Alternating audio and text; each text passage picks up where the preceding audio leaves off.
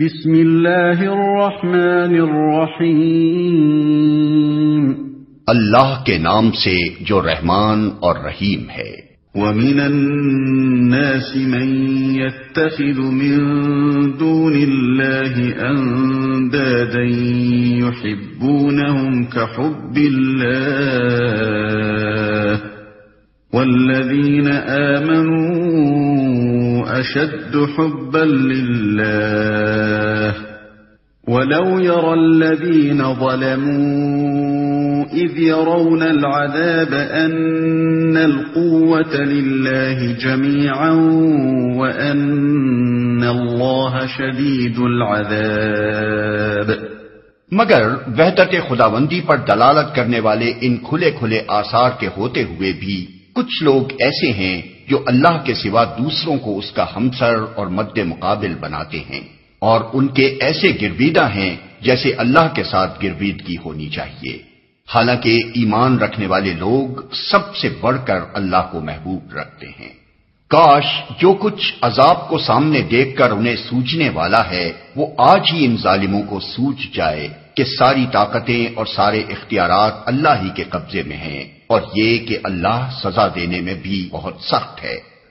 کچھ لوگ ایسے ہیں جو اللہ کے سوا دوسروں کو اس کا ہمسر اور مد مقابل بناتے ہیں،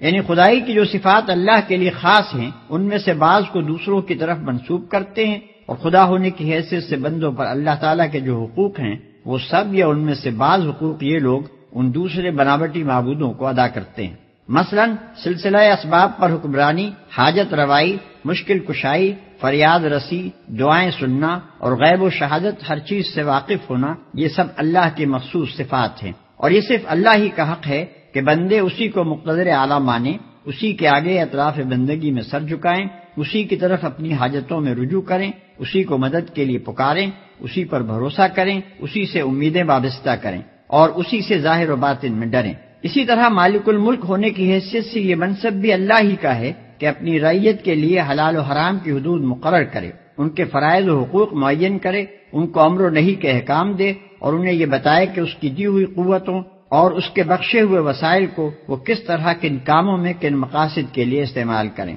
اور یہ صرف اللہ کا حق ہے کہ بندے اس کی حاکمیت تسلیم کریں، اس کے حکم کو منبع قانون مانیں، اسی کو امر و نہی کا مختار سمجھیں، اپنی زندگی کے معاملات میں اس کے فرمان کو فیصلہ کن قرار دیں اور ہدایت و رہنمائی کے لیے اسی کی طرف رجوع کریں۔ جو شخص خدا کی ان صفات میں سے کسی صفت کو بھی کسی دوسرے کی طرف منسوب کرتا ہے اور اس کے ان حقوق میں سے کوئی ایک حق بھی کسی دوسرے کو دیتا ہے، وہ دراصل اسے خدا کا مد مقابل اور ہمسر بناتا ہے۔ اور اسی طرح جو شخص یا جو ادارہ ان صفات میں سے کسی صفت کا مدعی ہو اور ان حقوق میں سے کسی حق کا انسانوں سے مطالبہ کرتا ہو، وہ بھی دراصل خدا کا مد مقابل اور ہمسر بنتا ہے، خواہ زبان سے خدائی کا دعویٰ کرے یا نہ کرے۔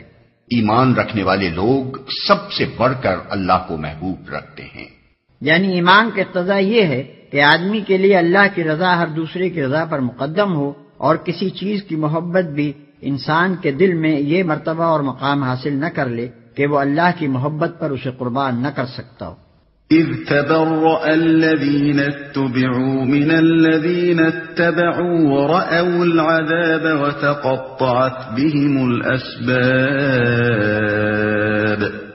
جب وہ سزا دے گا اس وقت کیفیت یہ ہوگی کہ وہی پیشوا اور رہنما جن کی دنیا میں پیروی کی گئی تھی اپنے پیروں سے بے تعلقی ظاہر کریں گے، مگر سزا پا کر رہیں گے، اور ان کے سارے اسباب و وسائل کا سلسلہ کٹ جائے گا۔ وقال الذين اتبعوا لو أن لنا كرة